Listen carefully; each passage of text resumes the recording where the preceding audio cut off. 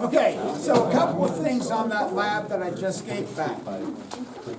Okay, I always have a graph paper in this room. When I tell you on lab to draw a graph, what type of paper do you think you should use? Graph paper. Just throwing that out there, okay? I let it slide on this one, no more, okay? When on a lab, when I say draw a graph, use graph paper, okay? Where's the graph paper? There's a whole stack of it right over there. Okay, so let's talk about a couple of things. So you're going to have two extremes when you have vertical motion. You have the top and you have the bottom. So the force total, that's like your net force. This is what you are going to experience, okay? So at the top, it's FC minus FG, and if you want to get fancy, you could write that as mass times centripetal acceleration minus mg, and you could factor out a mass, and you could have AC minus g. Now, don't get weird and go, oh, gravity is negative, that's going to be minus and negative, so I'm going to add. No, it's just your centripetal acceleration minus 9.8 meters per second squared, okay? Don't get weird. Just it's the acceleration minus 9.8, okay? Then at the bottom, the only difference is that you're going to add these values together, okay? And again, you can do that as centripetal acceleration plus g. So here are some hidden things within this calculation. So if you're doing like an inside loop, swinging like a stopper around on the end of a string, or going into like a roller coaster or something like that, where you don't have a bottom structure to catch that, if you're going to complete this force total needs to be greater than or equal to 0. And the only way that can happen is if your centripetal acceleration is greater than or equal to 9.8 meters per second squared, okay? So when you get to question, that very first question, and it says, are you going fast enough to complete the loop? There's like 3 different ways that you can answer that question. You could look at, hey, is the total force at the top a positive number? That's one approach. You could compare the centripetal acceleration to 9.8 meters per second squared. And if that centripetal acceleration is bigger, it'll complete the loop. You can find the minimum velocity that you need using the square root of GOR. And if your velocity is bigger than that, you'll complete the loop, okay? So just don't tell me, oh, yes, because the force is positive. I don't know what that number means. If you just say the force, I don't know if this is a Star Wars movie or what you're talking about, okay? Specify which force that you're talking about. On number 5, you're talking about at the top of this loop. So on number 5, like on that first one, you want to feel 1/4 of your weight. So you all are used to lifting your arm under 1g. Under 1/4 of g, your arm would feel 1/4 as heavy. Okay, it's kind of cool. All right. So you want to feel 1/4 of your weight. So you're going to put what you'll feel is going to be 1/4 fg. And that's going to equal fc minus fg. You're going to move this over, you're going to get 5 force fg equals force centripetal. Do some little bit of magic and go, oh, that's mg, and that's mv squared over r. Why didn't I give you the mass of the person? You don't need it, okay? So then you get the square root of 5 force GOR, okay? So on 5, those velocities should range from about your age right now up to about 21. Okay? So on number 5, that should kind of be the range of these velocities. Your age to about 21. Your answer to number 6 would make an not bad GPA. And your answer to number 7 should be something times 10 to the 4th. Okay? So number 7 should be something times 10 to the 4th. Okay, now, let's talk about some of these other questions. When you look at number 16, okay, on problem number 16, and Shannon came in, he was all flipped out because he didn't have the mass, okay? So, on number 16, you want to figure out what is the minimum possible coefficient of static friction between the bike tires and the ground. So let's start with this. What do you have to calculate the coefficient of friction? Start with this idea. What do you have to have? Force friction and force normal. That's the only way you can do it. Okay? Ratio of force friction and force normal. Now, you're on a flat surface. So what is your force normal going to equal? Fg, which is going to be mass times the gravitational acceleration. So right away, you should be far enough in your esteemed physics career that you could look at this and go, oh, there's a lot of mass. So that means something has to cancel out. That's why I don't need the mass. Okay? So here's the bigger picture. So here's this runner going around in a circle. There's only three sources of centripetal forces: friction, gravity, and a string. So he's probably not running around with a rope tied around his waist, hooked to a post as he goes around. That's probably not going to happen. He's probably not orbiting like a very, very dense star, and he's floating and he's in orbit like the Earth is around the sun. That's probably not happening either, okay? So that pretty much leaves us what? Friction, right? So the friction is what has to create the centripetal force. Because if you don't have friction, he's not going to turn, he's going to keep going in a straight line. So since friction is creating the centripetal force, and this is an important thing, and this is going to play out large later on. Centripetal force is not listed as one of the four fundamental forces: strong nuclear, weak nuclear, electrostatic, and gravity. The reason that it's not listed is because centripetal force doesn't exist by itself. Centripetal force exists because of something, because there's friction, because there's a string, because there's gravity, okay? Something is creating that force, which we call centripetal force, okay? So, you're running around. I'm guessing at some point you all had to turn your steering wheels to get into school today, okay, to get into the parking lot, okay? I doubt you just drove straight the entire way to the parking lot. So that means that your car had to accelerate. You had to turn in a circle.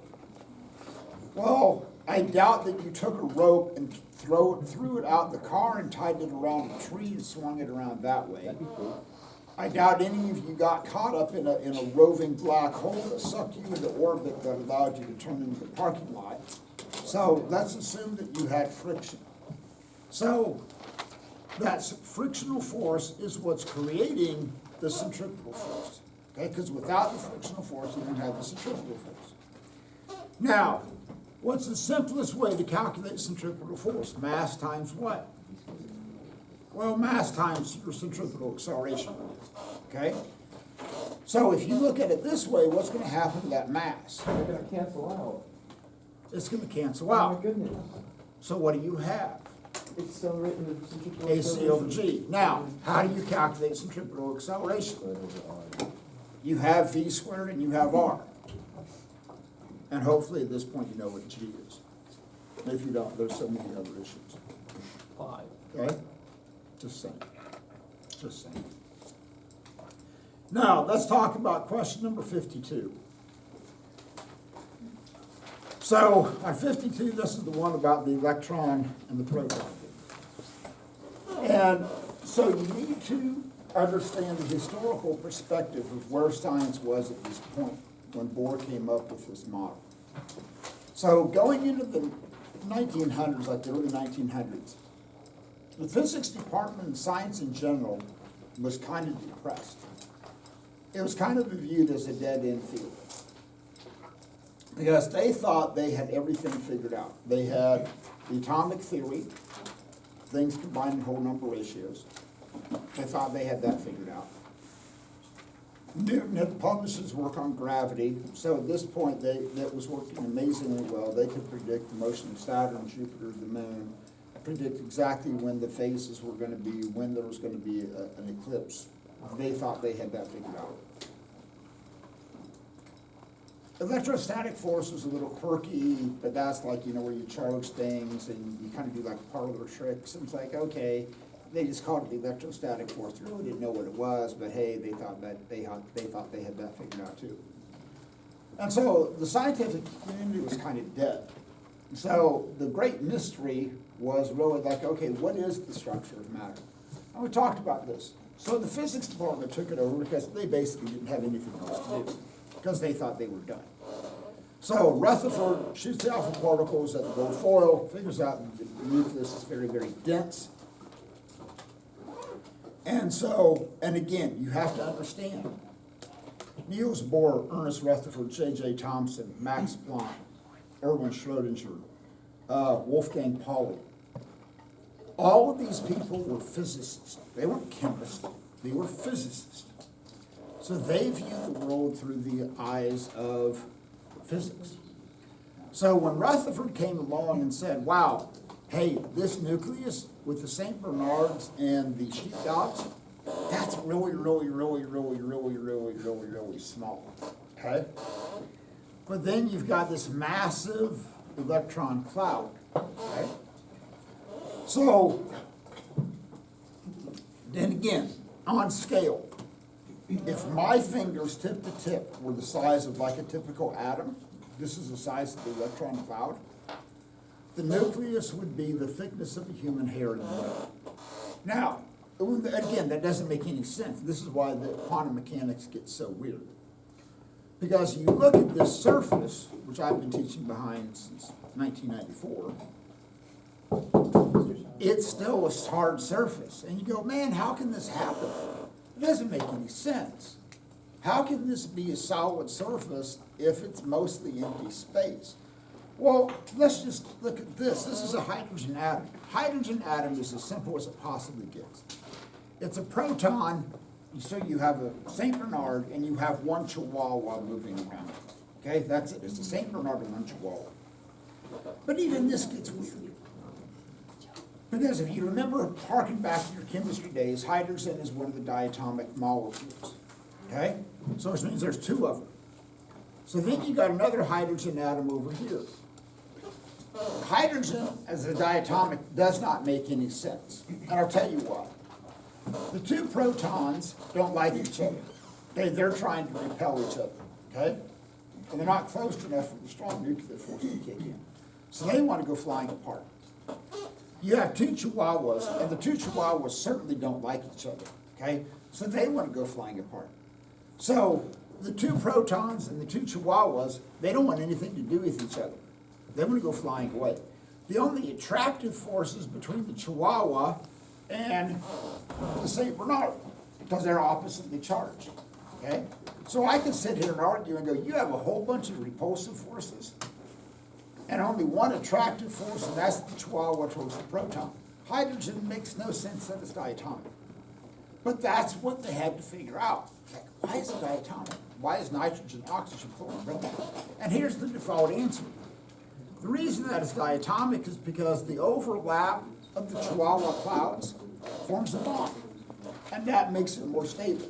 If hydrogen was more stable as an individual atom, that's how it would exist. But Mother Nature has to gain something by overlapping the chihuahua clouds.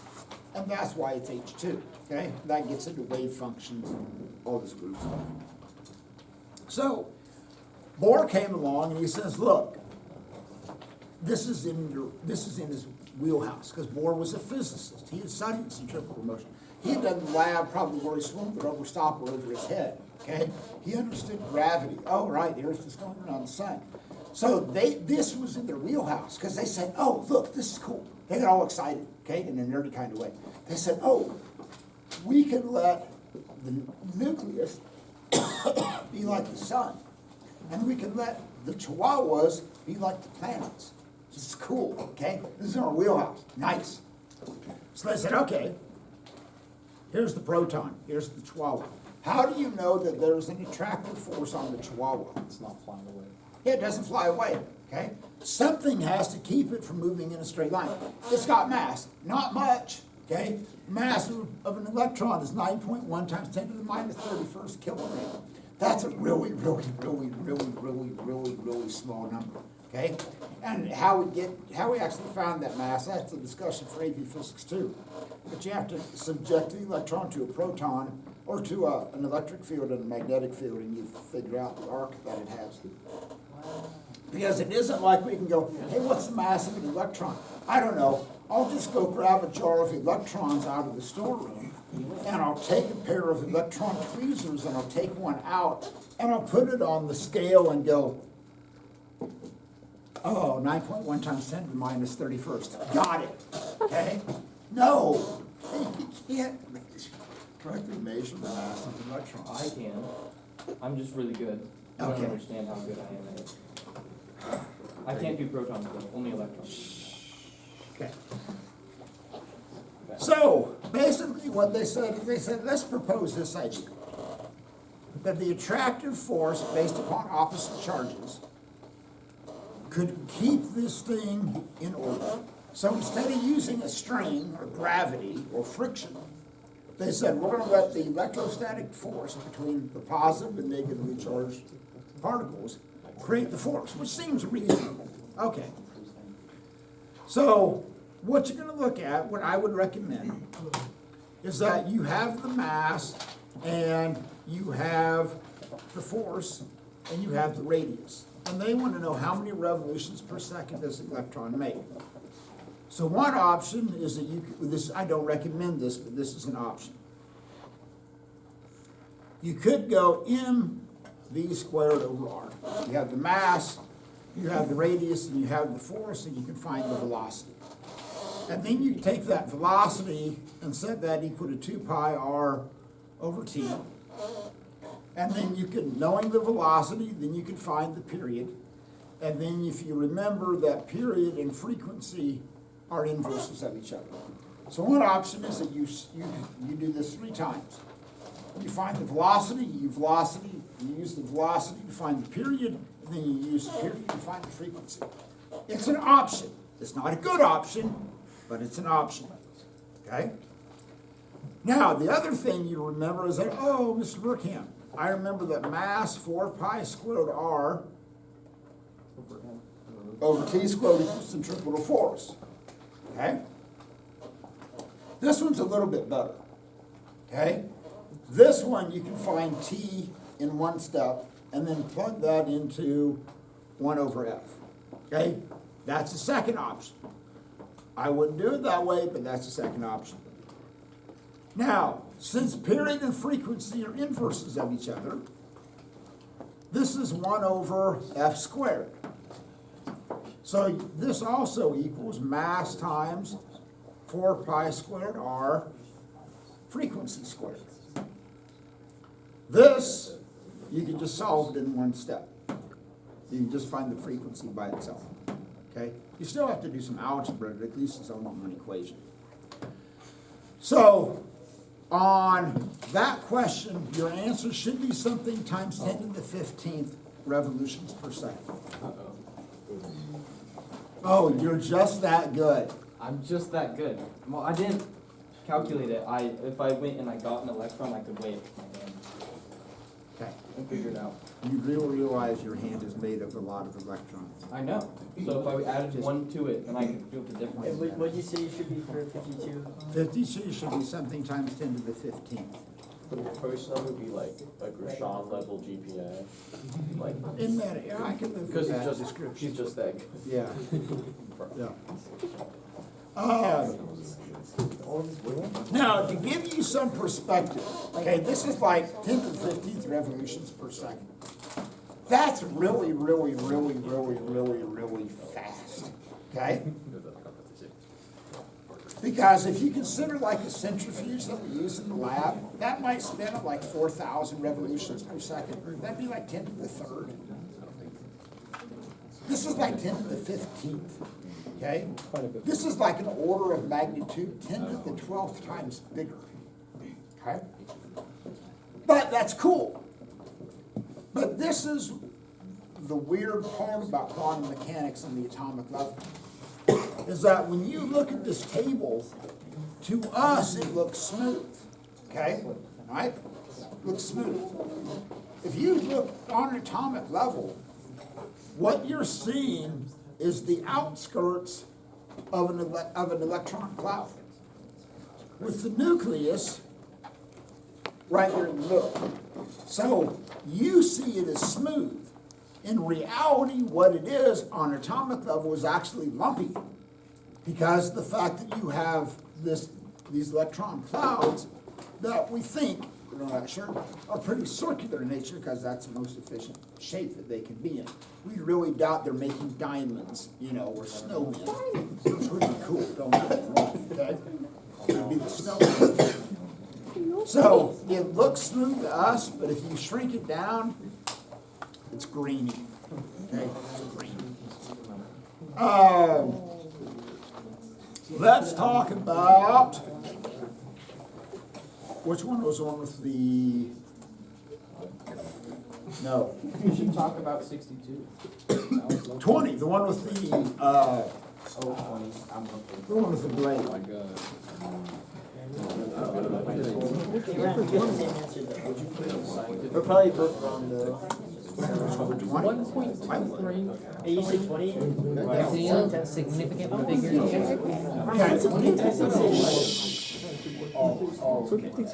Okay, let's talk about 20. So, this concept of point mass is something that you have to understand, because we're going to use it extensively in gravitational fields. So, here's this blade that's spinning, and you want to find the centripetal force. So one option, and you know the mass is like 12,000 kilograms, and the whole thing is like 38 meters long. So one option is that you go, well, we could slice this up into like 38 sections, okay? And we could use mv squared over r. So we would have to know the mass of each section. We'd have to know how fast that section is moving, and we'd have to know that radius. And then we'd do that for the second section, third, the fourth, the fifth, all the way on down. And then we'd add them all together when we got done, okay? That would suck, okay? That would be horrible. You could do it, but because the tip is moving faster than the one close to the hub, so the velocities change as you get further out, the radius changes, and then you'd have to have the mass of each individual section that you slice. But, that's or, you say, what if we take that entire blade, like this, and we shrink the whole thing until it's one mass right in the middle? So instead of dealing with a whole bunch of masses, we deal with just one mass. But because it's by the name the center of mass, where do you think the center of mass is? In the center. In the center, there's a radical concept, okay? Otherwise we'd call it the off-center of mass, okay? Center of mass. So where's the center of mass gonna be? At what distance? 19 meters, okay? So the center of mass, point mass, would be like taking this 1,200 kilogram blade and condensing it to one point that has a mass of 1,200 kilograms and is 19 meters away. So now imagine that you have a string 19 meters long, and on the end of that string, you're swinging a 1,900 or 1,200 kilogram bowling ball. That's going to take a lot of force, okay? So, and again, this is a personal preference thing. You know that it spins 22 revolutions per minute. So that means that's 22 revolutions per 60 seconds. Now, Is that frequency or period? That's frequency, because it's revolutions per second. So you could go old school, it's like, oh, Burkett, I hate frequency. I want this as period.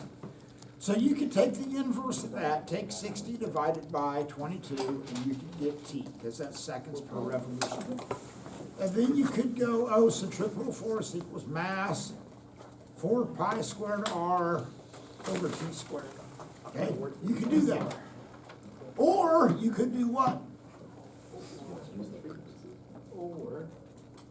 Just go straight into 4 pi squared r f squared. Okay. So that answer to number 20 should be something times 10 to the 6th. Right? Cool with that? Your answers to 21 and 24 should be pretty close to each other. Okay, they're not exactly identical, but they should be pretty close. Okay? Now, let's talk about, which one was it? What was the car one? Was that 14? No, that was 21. On 21, here's the visual. Or the bed of the truck.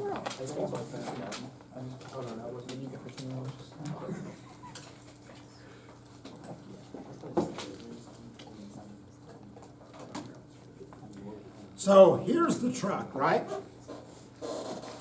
You're making a turn. Listen to me very carefully. You're making a turn. Is there a force pushing the box against the side of the truck? Yay or nay? No. Absolutely not. Never. Nunca. What does the box want to do? Continue traveling in a straight line. It wants to go in a straight line. Inertia. It has inertia. So basically, it's running into the sidewalk. So if you look at what you're trying to find on 21, it all boils down to one word, and that's the word equals, where the centripetal force equals the weight of the box. Now, again, what did they not give you on 21? The mass of the box. You don't know why? You don't need it. Doesn't matter. So, oh, my centripetal force equals the weight of the box. So this force acting inward is going to equal the gravitational force acting down. Cool. So, how do you calculate the gravitational force? mg, right? That's all you got. You had mg. What about your centripetal acceleration?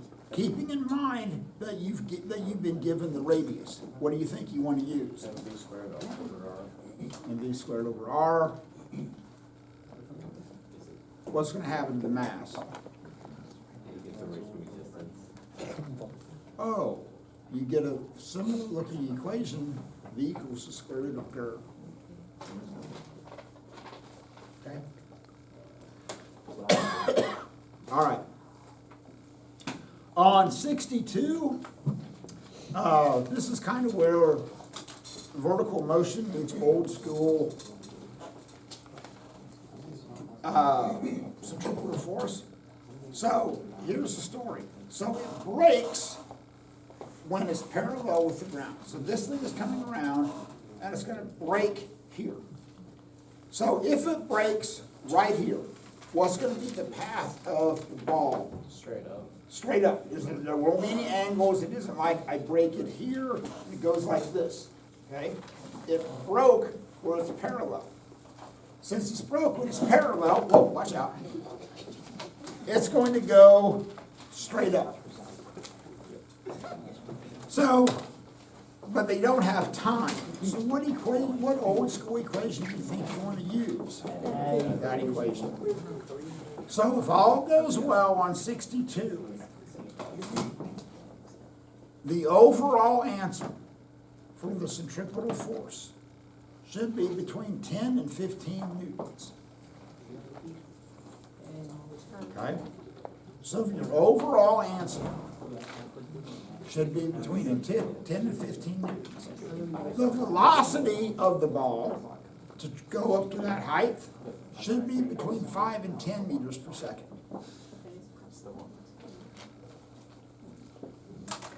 Are we good?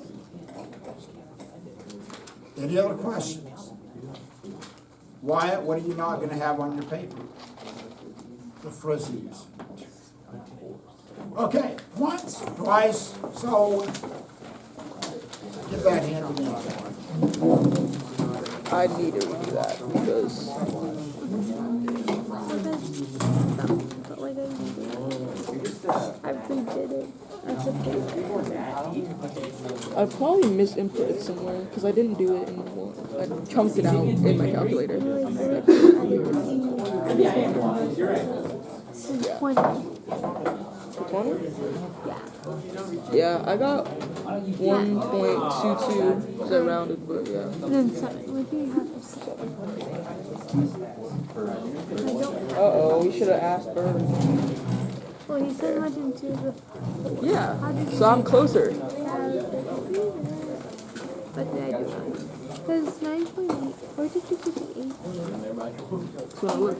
So at the bottom, he's experiencing 1 G and then we squared 2R. So then when you solve, you get 8. Today? No. Today is Alex. Zach. Because you have that 1 and 8. It's not a son of either of those names.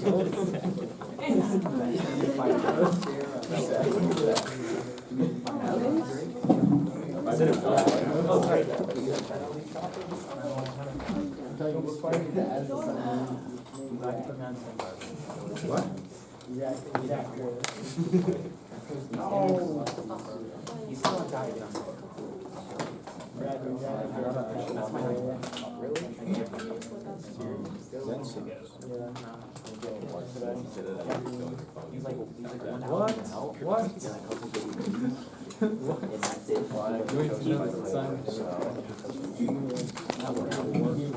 There are things in the like some board of Allen. No, wait, that's perfectly. A scholarship and they gave it to Colin Graham. Oh my god. Hey, that's not. And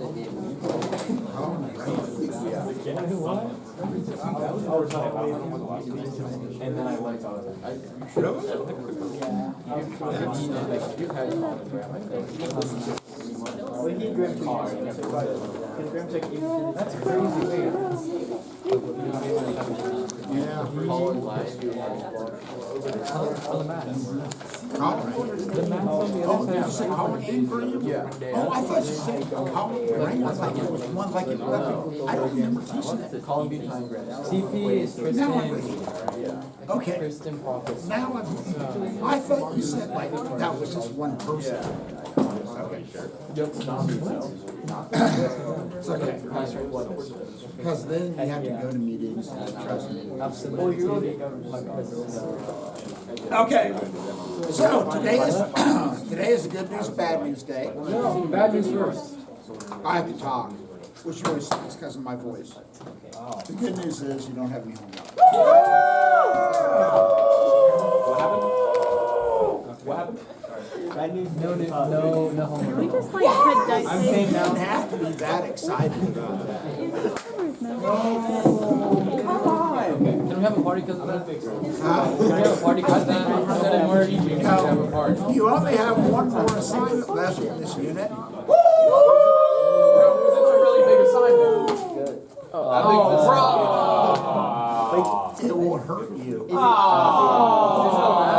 Like the last, Oh, it's like no assignment you've ever had. He's spinning a secret. I think it's all of the above. Yes, and When are we getting into when are we gonna make a new force? Look at it. Later, bro. Look at him. It's Thursday. maybe Friday. if it was Friday, that's what it doesn't matter. So, I have no voice, so hush. All right, so when you look at astronomy, not astrology, this is not What's your sign, Burkett? Yeah. Stop. I didn't know that. So, this is not, oh, Mars is in Pisces and your energy is strong. No. If you graduate from this class and you still read a horoscope and believe it, I have failed you. Okay? I have absolutely failed you. So, let's chit chat. So if you look at like the history of science, one kind of common theory is that astrology, is the oldest of all the sciences. And there's a couple of reasons. One, there's just a navigation aspect. So if you've ever been out on the ocean at night, or even like in a very big body of water where you can't see land, you have no fixed points of reference. The only thing you would have to navigate by is the stars. Oh, okay, that's kind of important. Right? Okay, North Star. Okay, at least we have some bearing on that. There's the agricultural aspect, like, oh, what's the best time to harvest? What's the best time to plant? When is the Nile River going to flood? Okay? And so there was that. There was also a spiritual aspect to it. It's a very good book. It's called The Power of Myth. And this guy goes back and he looks at all the religions. Okay, Christianity, Islam, you name it. Even goes back to the religious views of the Aborigines in the outback of Australia, the Maoris in New Zealand, and the Native Americans in North America, and the Aztecs and the Mayans. All religions basically have to answer two questions. How we got here, and how do you live your life? Okay, fundamentally, that's the two questions every religion has to answer. And they all have to have some creation story, like how did the universe begin? So one of the cooler ones is the Aborigines in the outback of Australia. If you ever go there, go to it. The nearest town is a town called Alice Springs. In the middle of the outback, there's this big, massive stone. It's called Uluru. That the English called it Ayers Rock, but the Aborigines called it Uluru. So the outback is ungodly flat. Okay, it's just like Western Ones, it's flat. But the cool thing about this is that it's this big, massive sandstone rock out in the middle of nowhere. Like it's like bone flat. And then all of a sudden, bam, here's this big, massive rock. Bam. And the cool thing about it is that because it was sandstone, it was sedimentary rock, when it formed, the layers were horizontal. But somehow or another, this rock got tilted 90 degrees, and the seams are actually vertical, okay? So this rock formed underground, horizontally, got tilted 90 degrees. Pretty much everything else eroded around it, and here's this big rock out in the middle of nowhere. So the Aborigines, this was their creation place. This is where their creation myth originated. And like there was a big, like, basically scrape on one side, and that's where the snake came through, and that's where the snake's tail, went across the mountain. So they have their own version of this. So every religion has a creation story. And almost all of them have some version of astronomy tied into it. Like, what's the meaning, what meaning can you get from the stars, okay? The Native Americans have their own constellations, which are different from what you're used to, like the Belt of Orion or Sagittarius, you can go down the list. So everybody, and then what's weird, you get into the southern hemisphere, and if you're in the southern hemisphere, you can't recognize any of the constellations that you all used to see, because you're on the other side of the earth. And so they have like the Southern Cross. We have like, the Big Dipper. If you're in the southern hemisphere, you've got the Southern Cross. So those constellations look completely different than what you all used to see. So if you look at the first big debate that they had to settle in astronomy, was one of two things. Are we a heliocentric or are we geocentric? Geocentric. Obviously, Okay? Wrong. So heliocentric means Around the sun. sun-centered, okay? Which is also where the name helium came from. So the helium element, or the element helium, the first place we actually observed helium was in the light that was emitted from the sun. And we saw a spectrum of an element that we'd never seen before on Earth. It's like, oh, we saw that on the sun, that's helios. That's why we're gonna call it helium. So helium comes from the Greek word helios, which means sun. And then you have geocentric, which is earth-centered. Now, at this point, if I said, which one are we in, and you would all snicker and laugh, you know, clearly Mr. Graham, we've learned that we are in this, a sun-centered solar system. Okay, cool. Are you sure? Well, this would always be, and I won't do this to you guys, but I've always threatened that my last physics class I ever teach, there would be a one-question final, and that would be prove that the Earth spins on its axis. Okay? Be one question final. And you just can't say, I Googled it, okay? You would have to have some way to prove this. Now, I have an argument, and I will lay this out for you, that we're not actually spinning. And I'll tell you why, okay? So I said, all right, class, tomorrow we're on the astronomy unit. We're going to watch the path of the sun all day. So we're gonna meet out in the parking lot, okay, about 7 o'clock, bring your breakfast, whatever, pancakes.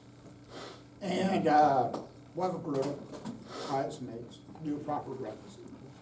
And then all of a sudden, whoo, we're gonna see this ball of light appear on the eastern horizon, okay? Oh, the sun is rising, okay? And then we're gonna stay out there all day, and we're gonna track the motion of the sun. And about noon, it's gonna be overhead. Oh, okay, right, time for lunch, okay? I fire the grill, have some burgers, you know, go get some tacos, whatever. And then we'll play some football and we'll hang out and we'll keep track of the sun. And then towards evening, what are you gonna see? Sunset. And I'm gonna ask you, what did you all do? Stayed out here in the parking lot. It's like, did you all move? No. Stayed in the parking lot. What'd you see? Sunset come up over there, the sunset over there. Huh, really? But yet, the sun is stationary and you're moving. Cool, doesn't make any sense. Because based upon that observation, you would think that we sit out in the parking lot and we saw this big ball of light move across the sky. Based upon observations, it makes sense. So here's a different analogy. So let's say that I start over here. And I'm gonna walk over here. I'm gonna stop here. And what would you all say happened? You accelerated? No. But you would say I moved, right? Okay? You all say I moved. You stayed still when I moved. And I would say, no, it's the opposite. I never moved. You all moved around me. I never moved at all. It's the room that spun. And you all go, Berkamp, you're crazy. Really? What's the difference between that idea and what happens when you observe the motion of the sun? You can't tell the difference between the two, okay? You can't. So, based upon observations, you can kind of make the argument like, it does kind of make sense. Just saying. Now, the other thing, especially from like a Judean Christian argument, is that there was the old adage that said God made man in his likeness and put man upon the earth. This is like the ultimate freshman mentality. Because we felt special, okay? It was the freshman mentality. We are the center of the universe. Everything moves around us. The sun, the moon, the stars, everything moves around us, okay? And it made us feel good. It was like, yeah, it's us. The universe moves around us. So if you adapted the heliocentric model, it's kind of like this. Anybody's mom kind of make their lunch every once in a while? Someone at school with you? Michael? What? No. Okay, Isaac, here it is. Okay. So Isaac, since you were in kindergarten, okay, your mom has packed you a lunch. And every day on the napkin she writes, Isaac, you're amazing, you're special, okay? All these accolades, love you, all of this stuff, okay? Love the curly hair, you're a great kid. And he's been told this for 12 years, every time he opens up his lunch paper.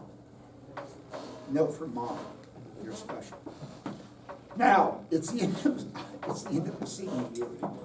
He opens up his lunch, there's a napkin that says, I lied, you're just like all the other kids, okay? You're not special at all. Now, in your Isaac, you're like crestfallen, man.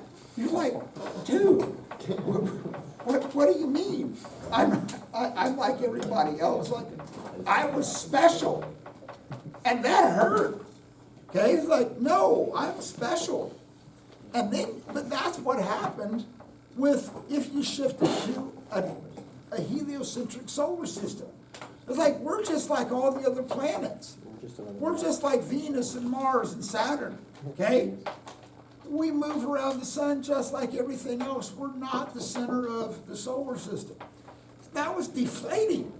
It's like, oh, dude, man, that sucks.